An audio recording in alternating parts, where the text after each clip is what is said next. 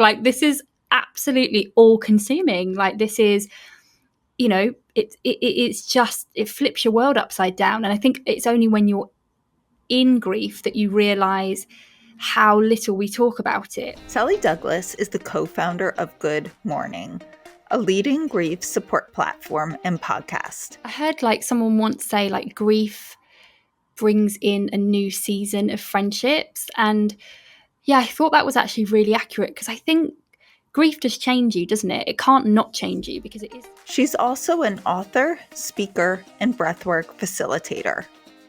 After the sudden and unexpected passing of her mom, Sally became passionate about breaking the silence around grief. I had some really good signs from mum.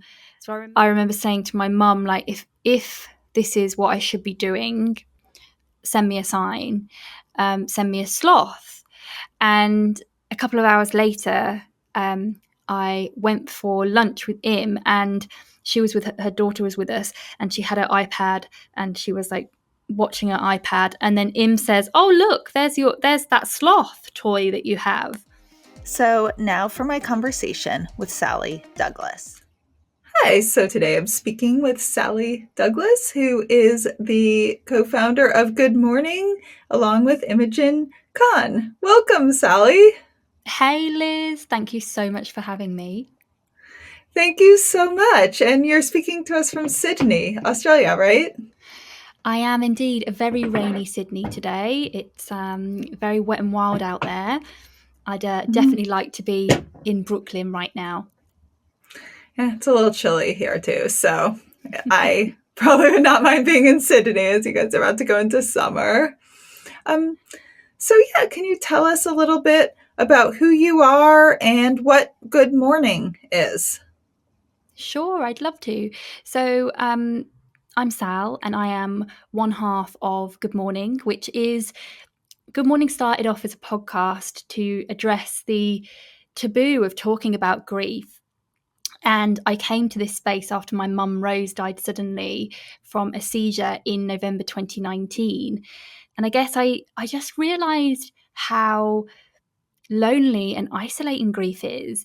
And I was 33 when my mum died, and I'd never really given grief or death a thought. I knew that my parents were likely to die before me, but I never really thought about what that was going to be like. And then all of a sudden I found myself grieving, and I was like, can I swear? Am I okay to swear? Yeah. It's called What the Fuck Just Happened. I thought so. Go ahead. Just wanted to check.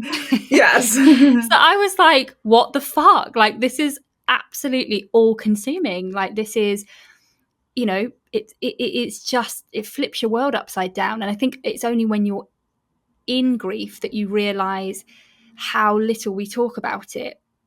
So through my friendship with Im, who also lost her mum suddenly a couple of months after me, we decided to start Good Mourning as a podcast to talk about grief, like you, Liz, really openly, honestly, conversationally, in a way that's just really real.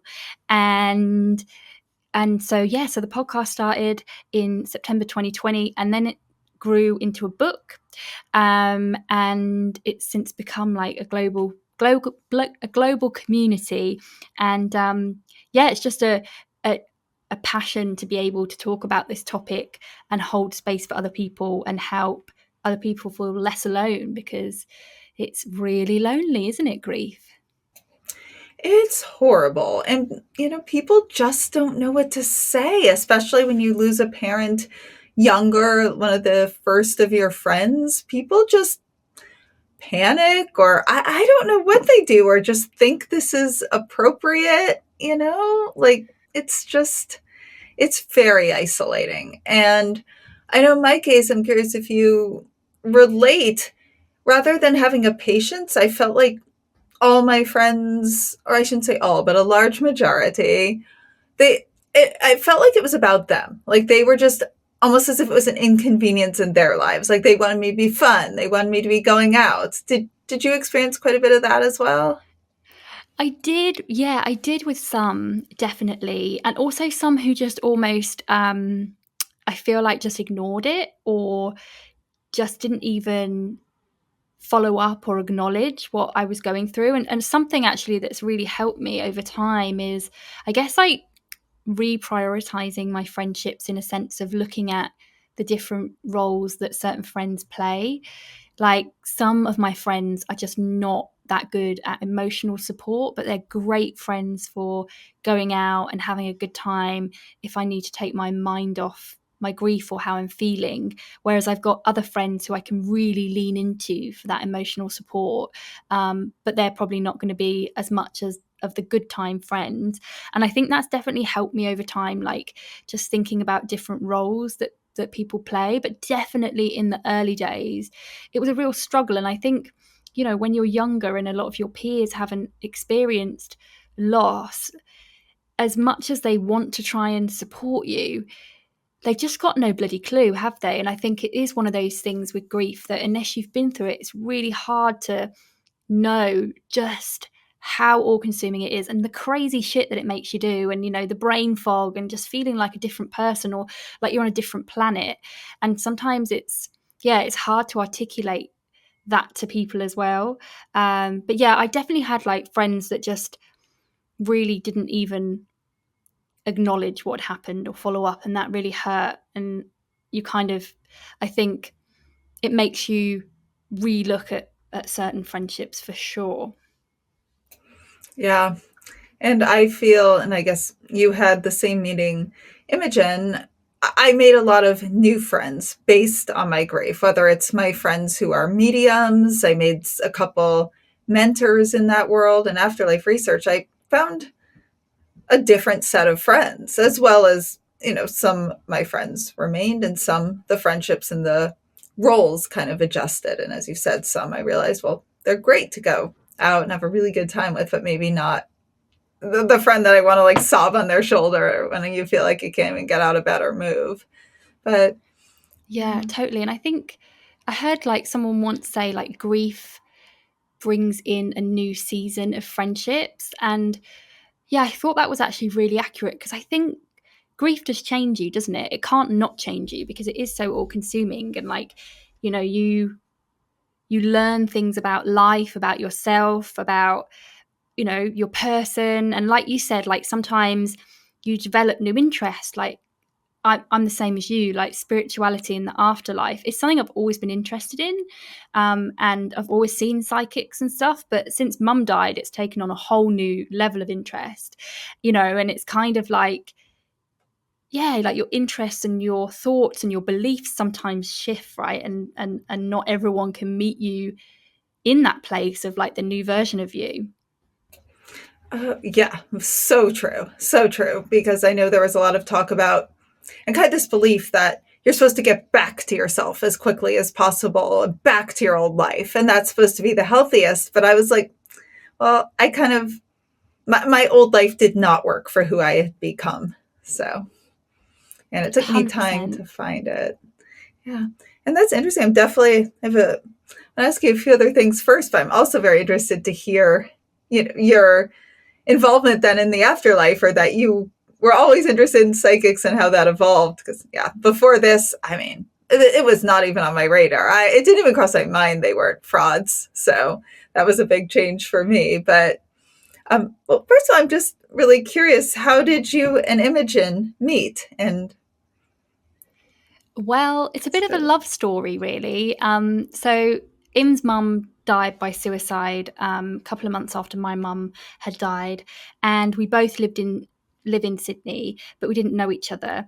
And even though we both had friends and support from family and our partners, I think we both felt like isolated because we didn't have a friend that was going through a similar loss at a similar age. And so we really wanted to both find somebody who we could talk about all the things about grief with. Like, are you feeling exhausted? Are you snapping at your partner all the time? Do you feel like foggy and like you're forgetting things mid-sentence, and all of the things that it can be really hard to articulate to people who haven't been through it. So we both ended up joining this support group for motherless daughters. It's a support organisation called Motherless Daughters Australia, and we ended up attending like a support group in a pub. And we didn't really get to talk, but Im basically stalked me on Facebook and sent me a DM saying, hey, do you want to meet up and talk about things? Because, you're in your early 30s, you've lost your mum suddenly like me, if you ever want to chat, I'm here. And so, so we became friends, and we just talk about grief for hours. We must have sounded like fantastic chat to anybody who overheard us. Been there. Yeah, barrel of laughs. But we just got on so well, and it was just like such a relief to be able to talk so openly without judgment to somebody who really understood. And then we kind of got onto the conversation of like, well, we both felt like there weren't many resources out there, particularly here in Australia, that spoke really openly and honestly about the experience of grief in a really relatable way, not in a sterile or outdated way, but just in a very conversational and honest way. And so we decided to start the podcast. And that's how we met and how Good Mourning came to be. So that's 4.5 years ago now that we met, and it's been I feel very lucky to have met him because it's been such a help in my grief. I'm going to ask you a question that might sound sort of weird, but I think we're aligned with this. Do you feel your mom's helped introduce you to you and him? 100%. Absolutely. Definitely. Yeah. Like it's so strange, like the similarities with Im and I. So we had a really similar upbringing. So she grew up in Australia and I grew up in the UK, so other side of the world to one another. And it's like our lives up until the point that we met, there were like certain similarities in our paths and things that we've been through. And we're very different as people, but also very similar. And our mums were very similar. And yeah, it really does feel like my mum actually sent me a message the night before she died. So I was supposed to talk to her when she died, the night she died, well, the morning that she died, it was my evening. And she didn't answer the phone, and so I never got to speak to her. But the last message that she sent me on WhatsApp was basically talking about how, so I used to be a hairdresser years and years ago, and I really loved that job because I felt like I had a little bit of purpose, but also it was just very I felt like I was helping people in some sort of way. Anyway, I wasn't very fulfilled in my role in communications that I was doing at the time. And Mum had sent me this article about a hairdresser that cuts hair for people who are homeless. And she said, like, I can see you doing something like this with your kind heart. And basically, long story short, in the message, she says, my wish for you is that you help people in a similar way to this hairdresser. And it's my fantasy for you. And that was the last message I ever received from her. And so in a weird way, I feel like meeting Imogen and doing what we're doing with Good Mourning is fulfilling my mum's final wish for me. It feels like, it definitely feels like she brought us together. And I've had psychics say that our mums brought us together. And I've always asked, like, well, they didn't know each other. They lived on the other side of the world from one another. They didn't know each other in this life. So how on earth could they have met to then be able to bring us together? And there's a psychic called Laura Lynn Jackson. I'm not sure if you're familiar with her. I'm friends with her, actually, and I are you? She when you're talking about your alignment with Im, she introduced me to my mentor, and I was so deeply aligned with them. And amazing. Sadly, the mom passed. Their daughter passed, and the mom would say I was similar to her daughter in certain ways. And the dad's still living, and he calls me his adopted daughter. And Laura brought me to them. So. Oh, that's amazing. Oh, yeah, so she's been like key in my life. So, and very patient with my skepticalness, because I would like harass her with science questions for hours when I didn't believe any of this. And so I think she holds a special place in my heart. So. Oh, that's so incredible. What an amazing person to know as well. Well, we interviewed her for the podcast, and she explained the concept of soul groups to us and how our mums are part of the same soul groups. And then that's kind of how they would have met to bring us together, because I was kind of like skeptical, like, well, how on earth, they didn't know each other, how are they going to do that? But yeah, so sorry, very long-winded way of answering your question to say, yes, I definitely think that they brought us together for sure. No, I love that. And I love that Laura was part of that because, yeah, I had asked her I don't know why I still get embarrassed about this and even embarrassed to ask her who does this. I was asked if Bailey Ginsburg, who was Fran and Bob Ginsburg, my adopted parents' mentor's daughter, had recruited me for Forever Family Foundation from the other side with my dad. And she was like, oh yeah, definitely. So, and it kind of, that's what my book sort of follows, that weird path of how I came to find this research, came to her, came to another medium who told me I was about to meet my mentor, then to Fran and Bob Ginsburg. Amazing. So Yeah, because she actually, that's Laura does the, they measured her brain waves, didn't they? And all of that. Yeah. Lots of research. Yeah, that was Dr. Jeff Tarrant. Scanned her brain. I know she was very involved in the research. And so that's how I found her. And I kind of, true or not, have this little image of my dad and Bailey on the other side being like, go do this, go do this. And, That's so amazing. Well, so were you researching the Forever Family Foundation, and then that's how you kind of came across their work and got the intro to them? Is that kind of how it happened? It was first, I was finding the research, other researchers such as Dr. Diane Hennessy Powell, who gave me Laura's name, the Windbridge Institute, Dr. Julie Beischel, reading all this. And, just half of me was like, maybe this was true. It took a long time for me to get to half. And then, ending up reaching out to Laura, going to one of her workshops, asking her if she knew of a research group I could volunteer with similar to Windbridge, and then sent me to Forever Family Foundation. And just, those people you feel you've known your whole life, just like so like them. That's how I felt. Like meeting Fran and Bob felt like I was coming home, and their daughter Bailey was born at the same hospital I was, like a block away. We're very close in age, so Wow. yeah, all so these just little these things, weird, right? those weird parallels, I love that. And have you read Surviving Death by Leslie Kane?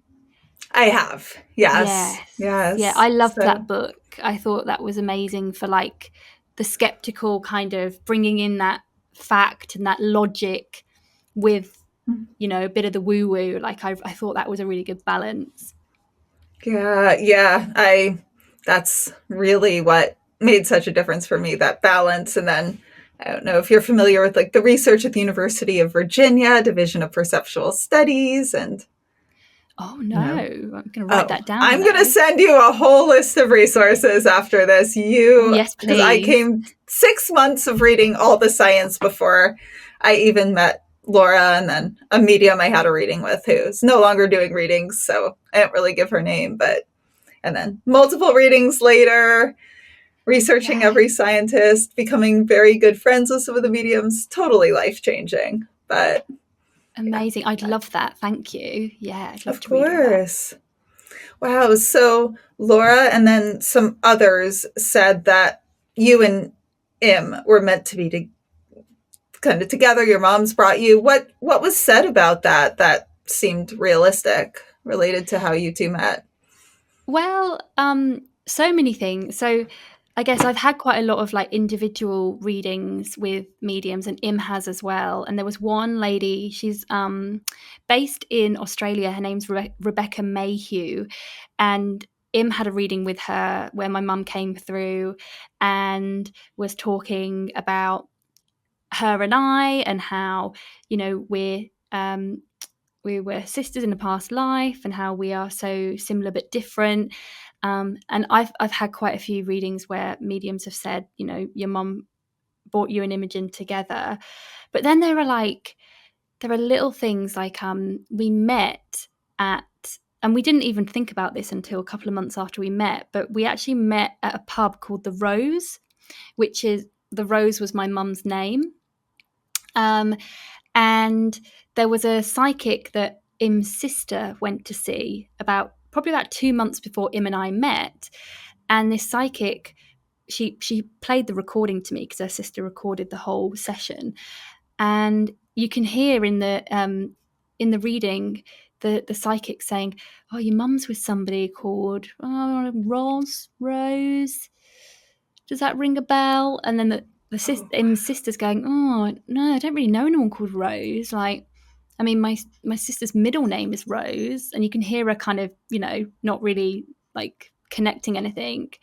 And then, like, a little bit later down the line, we put two and two together once she found out that my mum's name was Rose. So little things like that you kind of go, oh, these are little nudges that you kind of, connect the dots and think, yeah, it feels like it was all happening up there. Yeah. And when you met him, was it sort of similar to what I said when I met Fran and Bob? Did it feel like you'd known her forever, or was it totally exactly the same? Yeah, like, just like, I guess probably how you feel about Fran and Bob, like those friendships and those relationships where they feel like they've been in your life forever. And as you probably know, like, that's not, as the older you get, it's very hard to find those people and establish those bonds with people so quickly, right? So yeah, it feels like those kind of once in a lifetime opportunities. It was, just very, very natural and just very meant to be. Yeah. Yeah, I completely relate to that. And now, you said you had a lot of readings before the passing of your mom. This was something you were always into? Yeah, always into it. I think I had my first psychic reading in New York, actually, when I was, I think I was 20. So that would have been 2006.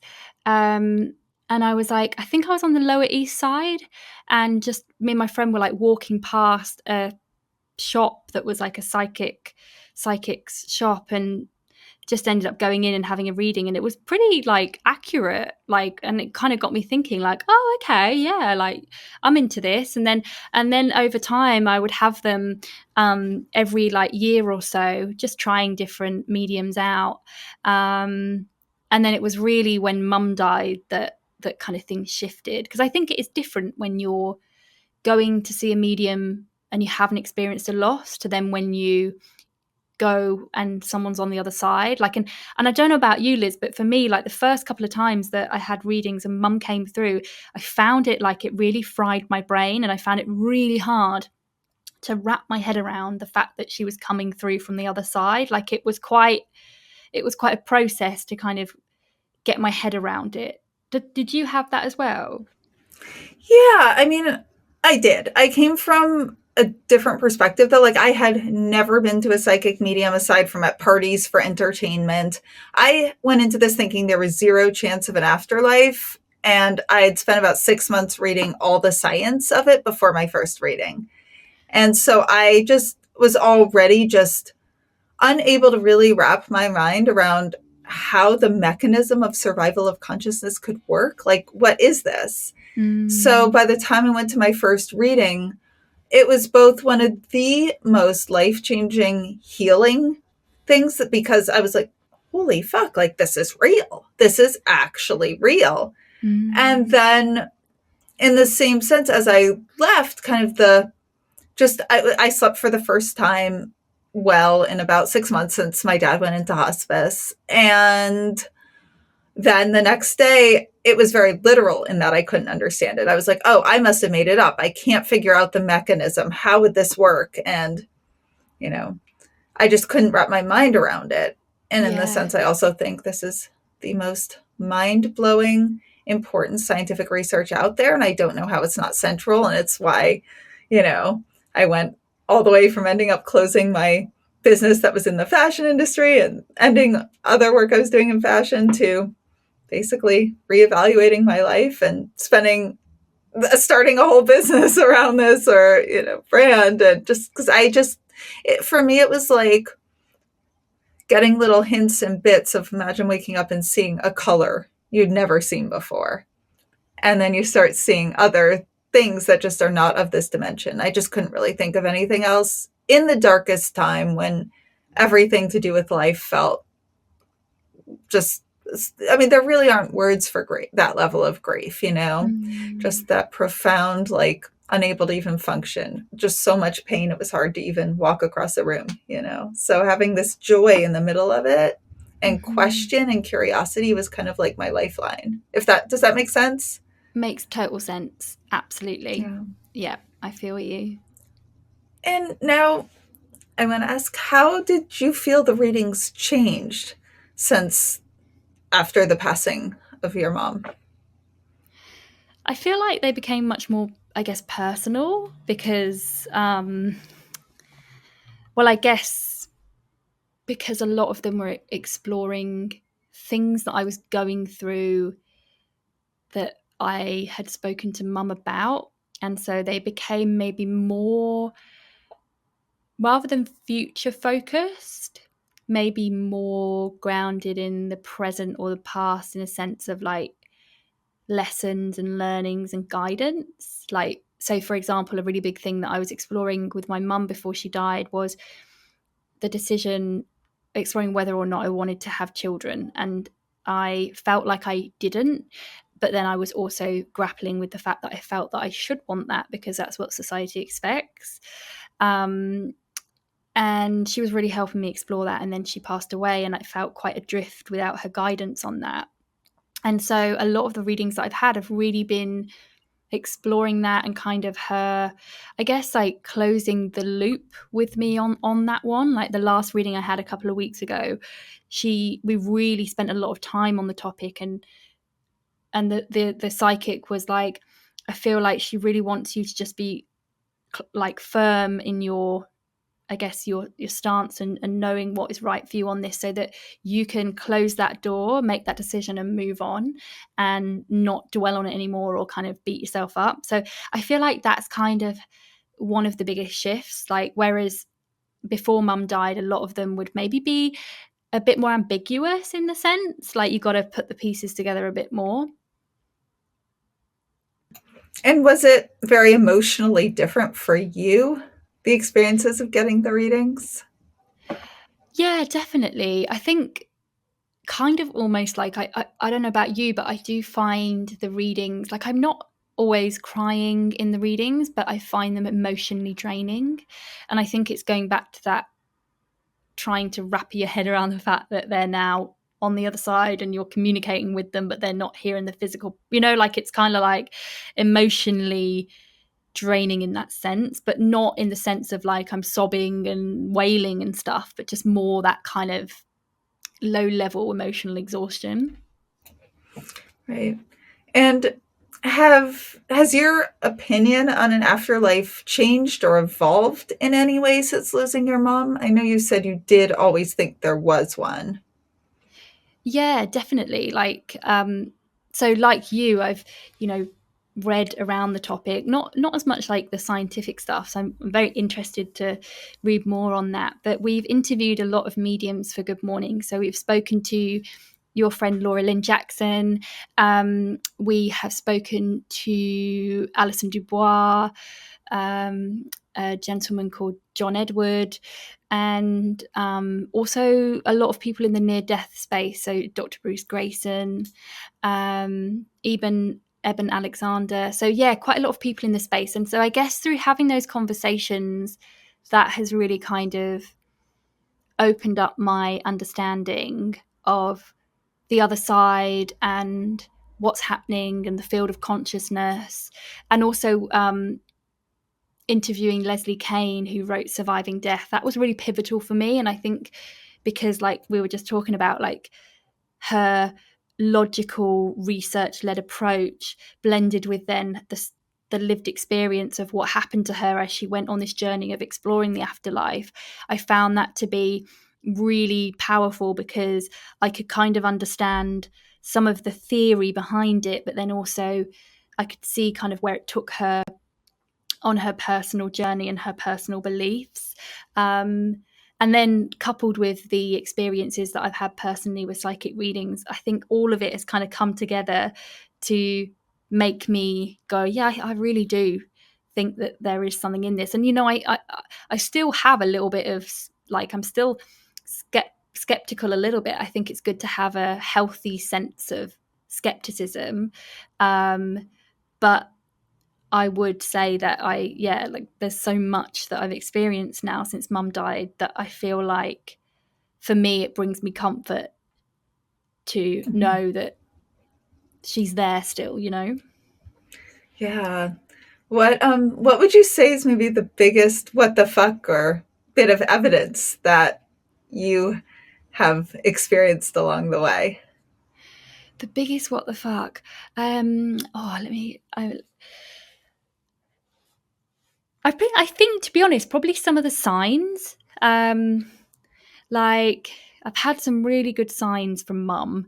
So I remember once I was like down at the pool at the beach. There's like an ocean pool where I live, and it was when Good Mourning was like, I think we've been doing the podcast for a couple of months, and I was working in communications, and I was about to go freelance, and I remember saying to my mum, like, if this is what I should be doing, send me a sign, send me a sloth. And a couple of hours later, I went for lunch with Im, and she was with her daughter was with us, and she had her iPad, and she was like watching her iPad, and then Im says, "Oh look, there's that sloth toy that you have." And I was like, "What? What the fuck?" And then a couple of minutes later, Im and I were like, she was showing me something on Instagram, and the account was called like the Happy Sloth. So it was like a double whammy. And then I've had lots of other sign experiences that just make me think, okay, yeah, this feels really real for me. So yeah, I think they're probably the nudges that I've had that have been like, wow, what the fuck? Like this is quite more that feels more than a coincidence, you know. And then I've had readings as well. Actually, I had a reading with a guy called David the Medium, who's an Australian psychic medium, and the reading with him from my mum, like she just came through like with names, and it was like bam bam bam bam bam. Like she was like, said my brother's name, my dad's name, her sister's name, her brother's name, her other brother's name. It was just like, wow, that's like a lot of accuracy, you know. And just the way that he was talking and kind of relaying my mum's personality and the way that she speaks and the things that she would say very much felt like a what the fuck moment, because it was just all felt so very accurate. Hey everyone! I'm really excited to let you know about the science and spirituality salons I'm now hosting. During these intimate events, a scientifically verified psychic medium will give all of you readings, and I will give a talk on the science and evidence that changed my mind about an afterlife. This will also be an amazing opportunity to get to meet some of you in person or virtually, and to share more about all the science and data that transformed my worldview and got me through my worst days. These can be hosted in your home, in a nearby cafe with a private room, or they can even be virtual. I've hosted a few already, and they were really special, fascinating, emotional, evidential. So if you're interested in getting a small group together over dinner, brunch, drinks, coffee, to learn more about the science and to get evidential medium readings, send me an email at hello@wtfjusthappened.net and put science and spirituality in the title. And is there a guest you had on maybe that I mean, I'm sure you've learned something so much from all your guests, but was there one that just you were like, there is no way I even knew anything like that was possible? One that just blew your mind? I think Laura Lynn Jackson was a real special guest for us because the way that she explained things to us about, you know, how our mums would have brought us together. So the soul group connection, and then how Im and I are part of the soul groups, and kind of explaining that to us. And she did a really beautiful job of explaining kind of what the other side is like and how teams of light are working on the other side, and kind of explaining to us about signs and how they work, but also the perception piece that comes with signs and being open and perceptive. And also why some people might not or send signs, or you might not feel like you're getting signs off someone. And yeah, for her, she was in particular very, very enlightening, because she just made it super, super clear about how everything is working on the other side, and answered a lot of questions that we had around how can this be a thing or be true. Yeah, she's very good at explaining things to people who might not get it as well. Or, I mean, Totally. the fact that she was willing to answer my questions early on really says it all. So yeah, she's an exceptionally good explainer, I find. She uses very relatable language for things that, until you really start delving in, doesn't seem very relatable. Yeah, and like such a kind and humble and nice person, given her ability and skill and profile. Yeah, really, really lovely. Very true. Yeah, I would agree. And had you known or heard of signs before the loss of your mom? And how did you even find they existed?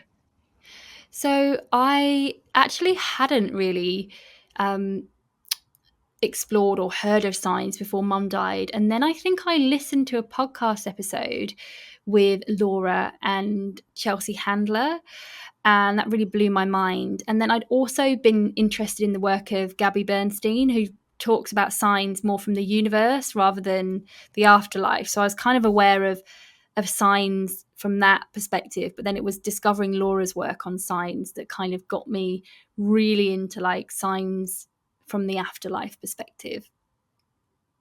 Yeah, so that's another thing she's great about, really, like her book on signs and explaining them. And yeah, Oh, and such a good book. It's an amazing book.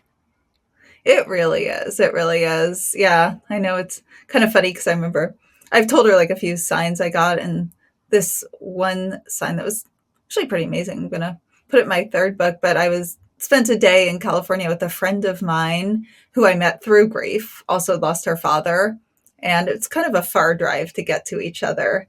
And so I had driven about 2 hours. We see each other about once a year, and it's kind of special. And I she always wants to learn a lot about all the research. So we spent hours talking about like the evidence, and I talk about Fran a lot because she passed, and she just means so much to me. And as I'm leaving, Fran spells her name Phran. I'm in front of a license plate as I'm leaving. Family, Phamlee, and I was like, oh Oh, my god. wow. Really, yeah, and multiple sides. So I photograph it. I send it to like Laura and like a few of the other people that meant a lot to Fran. And I'm getting back messages like, "That's amazing," and I'm like, "Excuse me, I'm looking up the statistical probability of a certain amount of letters showing up on a license plate." I'm literally like sitting there, like trying to analyze all the statistical probability, and like this could probably be a coincidence. So I think Laura and some of the other mediums, like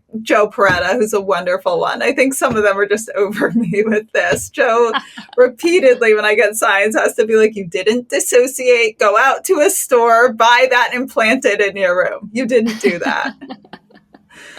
So, Oh, yeah, but it but is like it is mind-boggling, isn't it? When you're like, how does this work? But have you ever like looked things up statistically and come up with something that you're like, oh, that could maybe answer it? Or are you just like, no, I'm surrendering to the fact that this is something that we can't fully explain?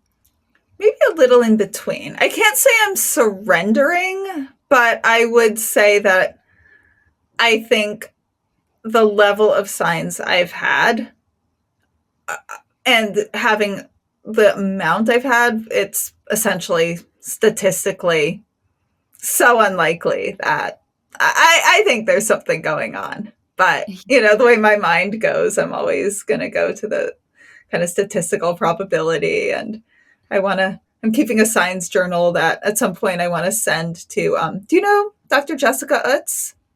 No. She's a statistician who analyzes a lot of the statistical probability of psi research, and I want to send her my signs journal and get a statistical analysis of all my signs at some point. Yeah. How fascinating. Dr. Jessica Utz. I'm just going to write that But one yeah, down. I'm going to send you a list. She could be a good one for your podcast too. I'm going to reach out to her to try to get her on this. She's fascinating. So, Amazing. um, Yeah, thank you. yeah. And do you find when you get signs, like, I mean, how does all the afterlife evidence that you're getting, how does it really affect your emotions in a lot of ways? How is it tied into your healing or feel emotions in general? I think back in the early days, it would feel a little bit more overwhelming. But now I think as time's gone on, I notice these little subtle signs around me. For example, the other day I was on the bus heading into the city and I saw a t-shirt in a shop window that had a massive rose on it and the word rose. And then that day there were lots of other little things where the name Rose was coming up, and rather than being like, oh my God, it's a sign, and being overwhelmed by it, I'd just be like, oh yeah, okay, cool. It's a nod from mum, and just kind of rolling with it and not letting letting them kind of overwhelm me in a sense. So I think, yeah, now I can kind of spot the smaller signs and just kind of smile and take them for what they are.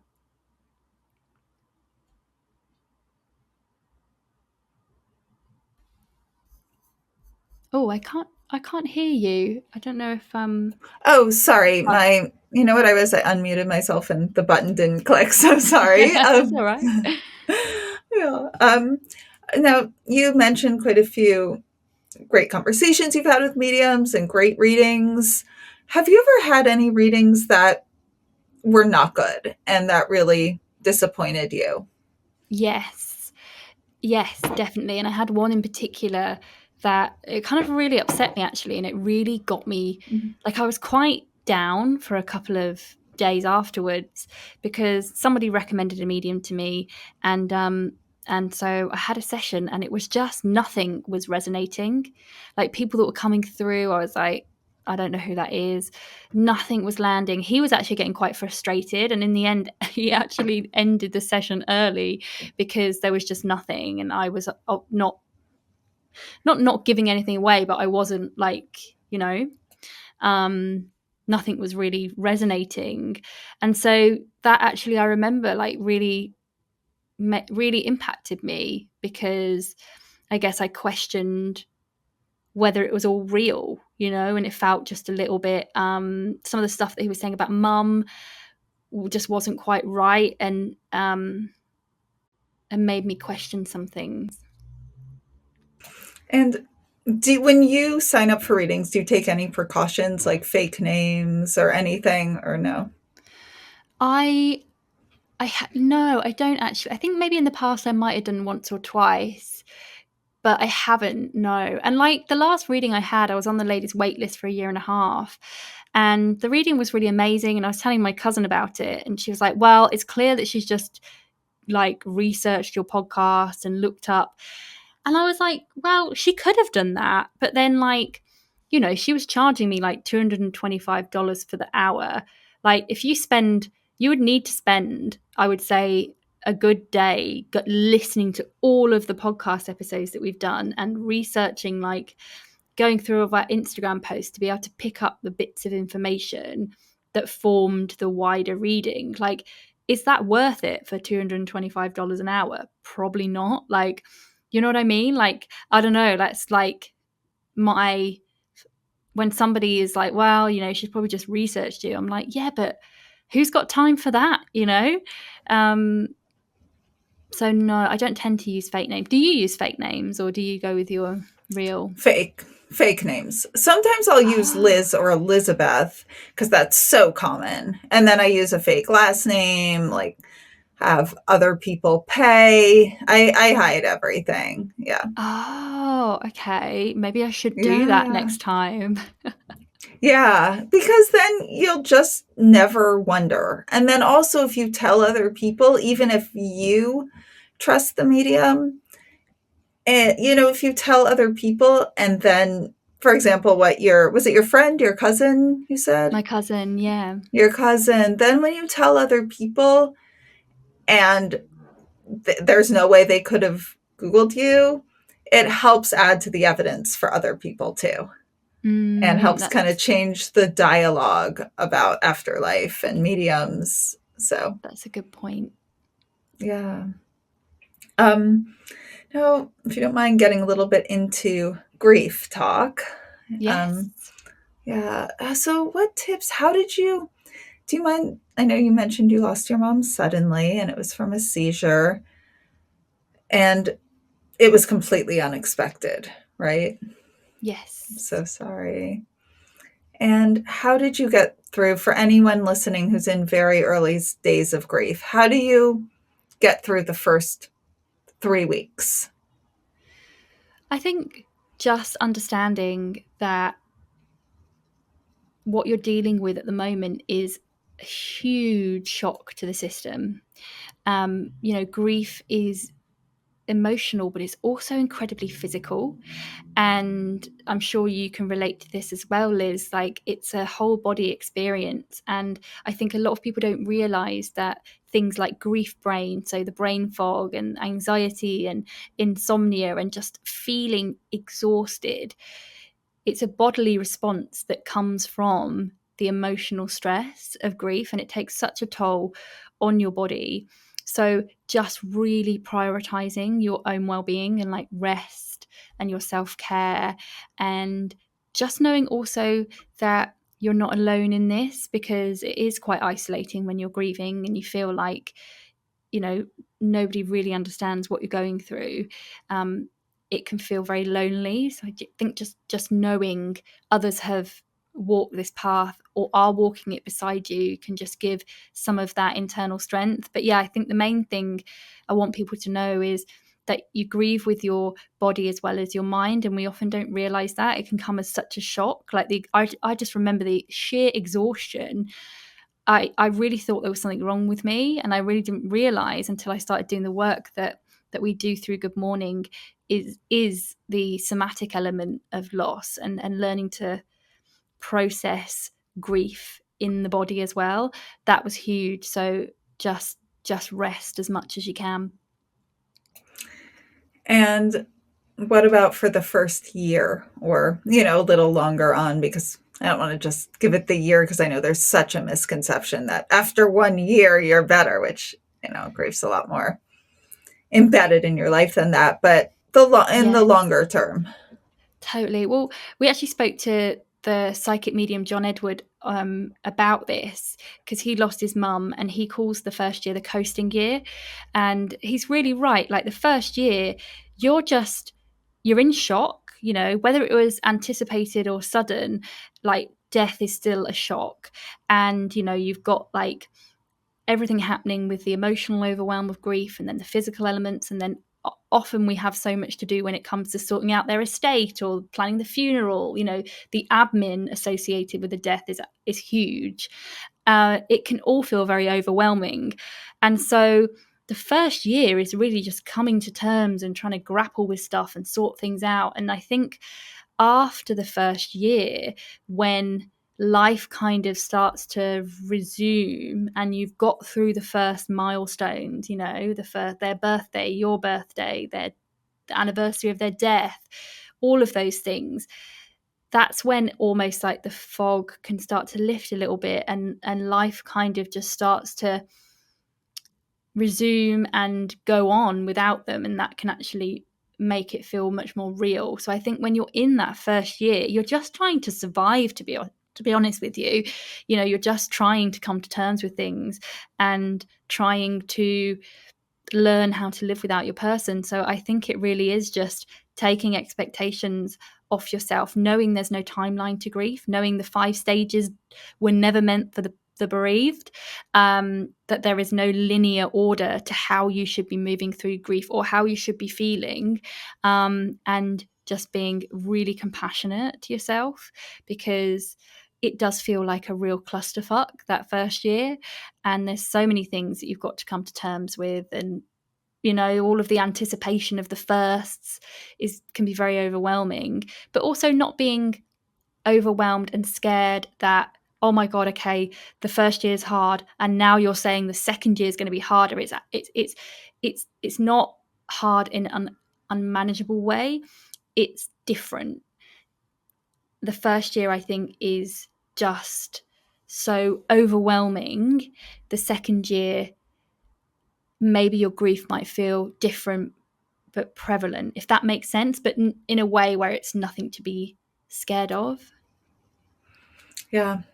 I mean, it's hard, but it's manageable in a sense. Like, I know in the very early days you feel like you're not even going to survive, but you do. Totally. I mean, 100% of people have died for all time. So the human is equipped to process and have a life worth living. I don't want to say, oh, and then you're totally happy, but you have a life that's completely worth living and you feel joy again. I remember thinking that the idea of feeling joy, that was just not in the cards anymore, and that's a complete misconception I held. Totally. And No, I feel you. what were some of the biggest misconceptions you think our world has about grief that you were confronted with? So many. I think one of the biggest ones is the stages of grief, because I think it's still so prevalent in our culture. And it's one of those things that is still used as a benchmark for grieving people. And it's still often cited or referenced when it comes to coping with grief. So, for anyone not familiar, the 5 stages of grief were coined by a Swiss American psychologist called Elizabeth Kubler-Ross in her 1969 book called Death and Dying. And the stages are denial, anger, bargaining, depression, and acceptance. And a lot of people might Google grief, or, when they're first experiencing a loss, the 5 stages pop up, or people talk about the 5 stages to them. And so then they think that they need to be moving through grief in a linear order, or that they need to be going through these stages to be grieving correctly, and also that they need to hit a point where they accept what has happened. And it's just not true. Like, for starters, she actually wrote the 5 stages are actually meant to be based on things that she observed in people who are facing the end of their life, who were terminally ill. So it wasn't meant for people who were grieving, but it's been misinterpreted and used now as a model for grief. So I think that's one of the biggest misconceptions, that we are all kind of walking around thinking that grief is supposed to follow a certain order, and it's actually not true at all. And we spoke to David Kessler, who he was Elizabeth's protege, and he co-authored several books with her, and he spoke about acceptance. And we asked him, like, well, what does acceptance mean? And he gave us a really great understanding and example of it. He said it's not like a final point where you go, oh yes, I've accepted this and I'm moving on. It's more, it happens over time, and it's where you might have a moment of acceptance when you sign the death certificate, or you might have a moment of acceptance when you attend the funeral, or you clear their belongings out, or you hit the first year of their death, the first year anniversary.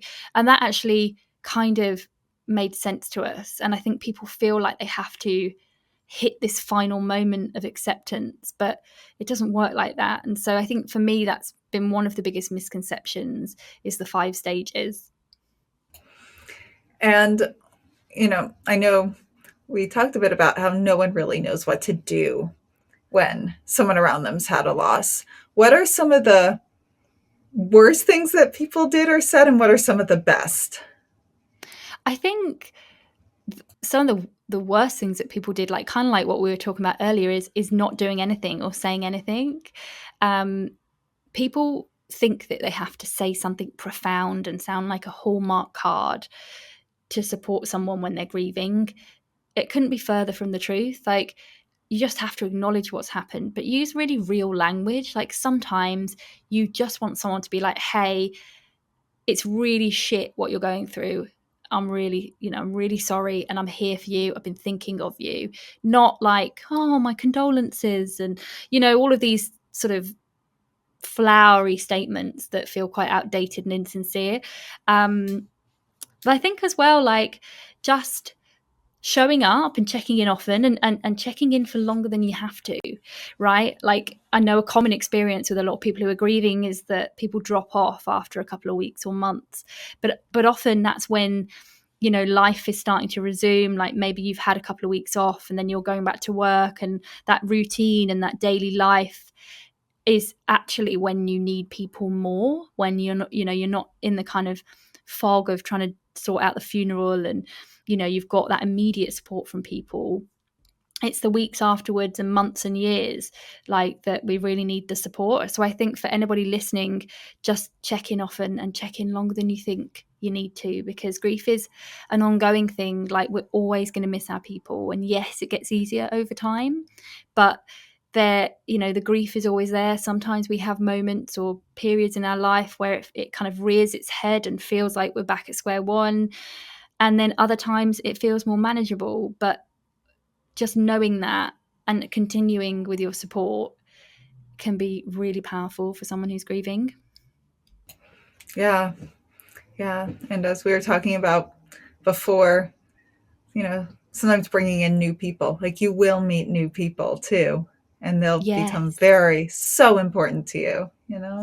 Yeah, and I think that finding community, finding people who get it, having that sense of, like, being connected to other people who have been or going through what you're going through, or have similar interests, or that's really important, because often if your support network or your peers haven't been through a loss, that's when it feels isolating, because you can't have conversations with people where you can see your experience reflected back, or where you can speak very openly and honestly. And that's when we feel that isolation, because it's like we're not being able to share or speak our true lived experience. So yeah, community is absolutely key as well. And can I ask you a kind of weird question? And I want to preface it by, like, anyone who listens to the podcast knows this. I fucking detest toxic positivity. Detest it. Prefacing it with that, are there ways your life has become better because of your loss? Because mine has in many ways. Not that it's worth the trade-off, not that I don't miss my dad every day, but there are these profound ways, such as thinking there's an afterlife, or the friends that have come in my life, the depth of those friendships, that my life is actually better. Are there ways you can relate to what I just said? Definitely. And I'm with you on the toxic positivity thing as well. I think, like, I'm always really cautious to say to people, like, I always want to make it really clear, like, you don't have to find any good in this, or, like, you don't have to make anything from your loss, or find meaning, or do something with your grief. Sometimes just grieving is all you need to do. But I think for me personally, similar to you, Liz, like, I guess the friendship that I have with Im has been probably the biggest positive in my life, because it is such a amazing friendship, and so like, just so supportive, and we've really kind of not only helped each other in our grief, and and started Good Mourning together, but we are there for each other as good friends are. And I think also, like, self-awareness. I've gone through quite a lot of development personally, spiritually. Like, I'm very interested in somatic healing. I'm currently doing a 3-month breathwork facilitator course, because I really believe in the way that we store our emotions in our body. And so I'm training in my level 2 in Reiki as well, and just I'm really immersing myself in that space because it fascinates me. And I think that's something that I wasn't aware of before Mum died, about the mind-body connection. So that's been another big learning point for me, and a big, I think, positive. Yeah, completely. And yeah, I'll also back up what you said. You do not have to have had any positive at all. You can just be pissed and say there's nothing. There's no pressure to try to find the good in it. It's just for some people, naturally that happens. And for some people, not at all. No pressure either way. Would you like to tell us a little bit about your mom? Maybe a favorite memory and a little bit about her personality? Sure. Her name was Rose, and she lived in the UK. And yeah, she was super warm and caring, like a real people person, very interested in other people and always wanting to help other people. Very curious, like very inquisitive, a big like bookworm, and like to explore things and know the answer to things. And I think my favourite memory probably has to be her walking me down the aisle on my wedding day in Sydney in 2017. That was a really great moment. I got married overlooking the Sydney Opera House and the Harbour Bridge. It was a really beautiful setting, and it was so special that Mum could be there. So yeah, that's a standout one for me. Ah, that sounds very beautiful. And I'm so glad that's great she got to be there for that. Yeah. And would you tell us a little bit? I know you mentioned Good Mourning's a podcast and a book, but it's also a program to help with grief. Would you tell our listeners a little bit about that and what the process is like and anything Yeah, I'd about love it? to. Yeah, so Good Mourning is a podcast. We also have a book called Good Mourning: Honest Conversations about Grief and Loss. And we also have a membership called the Good Mourning Club. And that very much comes from our lived experience of many of the things that we've discussed in this conversation. Grief is very isolating. Other people might think that you should move on, or they don't really understand what you're going through. They don't understand that grief is incredibly physical, that you feel like you've got scrambled eggs for brains. And so the Good Mourning Club really brings together a community of grievers. I guess it's a peer support community. So we have educational live events with guest experts where our listeners and our community can join in and learn directly from leaders in the field, ask questions and learn like coping strategies and tools. We have forums and community chat groups where people can connect with other people who are experiencing a similar type of loss. We have live peer sharing circles, and we have loads of resources. We do things like challenges. So at the moment in the club, we're doing a 30-day finding good challenge. So it's not about gratitude, but it's finding tiny small wins in your day, because that actually scientifically has a positive effect in helping you cope better with your loss. So it's basically creating a really safe container for people to feel held, supported in their grief, but also learn the tools and tiny habits and strategies to help them move through loss in a manageable way and feel really supported. So yeah, it's really exciting, and it's really lovely to see people connect and come together and start to feel positive effects. Oh, that sounds wonderful. And, we're going on an hour. Is there anything I haven't asked you that you'd like me to ask you? Anything else you'd like to share? No, I mean, it's just been such a lovely and rich conversation. Thank you. I really enjoyed it. And we don't often get asked about our experiences with the afterlife when we do interviews. So I've really loved the questions that you've asked. Thank you. I love a bit of woo woo. Oh, I love that too. Thank you. And, there's, I think, a profound understanding of people who've lost a parent at a young age. So it also was just wonderful speaking with you. And thank you for sharing that story, because I know we can all, as you mentioned, feel so alone with that. So thank Oh, you. thanks, Liz. Uh, so now, where can everyone find you, follow you? So we're on Instagram at Good Mourning, the Good Mourning podcast. So that's morning with a U.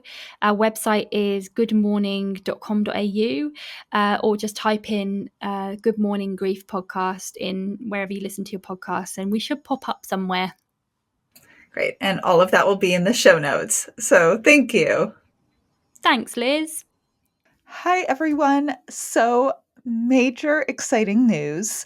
Book number 1, WTF Just Happened? A Sciencey Skeptic Investigates Grief, Healing, and Evidence of an Afterlife. is now available in audiobook. You can get it through my website or on Apple Books and on Audible. I read it myself, which was a really intense learning experience as well as emotional as I relived a lot of memories. But for those of you who want to hear even more of my voice for some reason, or also are like me and prefer audiobooks, you can now listen to it. And what's also fun is some of the people read themselves. So you can go to my website, wtfjusthappened.net, where I link to Audible and Apple Books, or you can go directly to Amazon to get it on Audible or Apple Books to get it there. And I hope you enjoy it. And as always, let me know any feedback. To get more information on what the fuck just happened, go to wtfjusthappened.net. There you can order my book, WTF Just Happened, A Sciencey Skeptic Explores Grief, Healing, and Evidence of an Afterlife. You can learn all about how I came to conclude that there most likely is an afterlife, but you can also learn about the early stages of my grief and the amazing, fascinating people I met along the way. You can read about how much I harassed the mediums and scientists trying to get evidence to see if the mediums were cheating and see if what everyone was saying actually was true. You can also subscribe to our newsletter to stay updated on any new developments and any interesting new what the fuck updates. So if you enjoyed this episode, please rate and review us wherever you get your podcasts. It makes such a difference, especially for a new podcast like this one. And if any of you have had a crazy what the fuck yourself, have any questions, feedback, or just want to say hey, reach out on either Instagram at WTF_just_happened_, or email me at hello@WTFjusthappened.net. I love hearing from all of you. It makes my day hearing your stories and questions and feedback and all of it. And remember, you don't have to draw any final conclusions as you wonder, what the fuck just happened?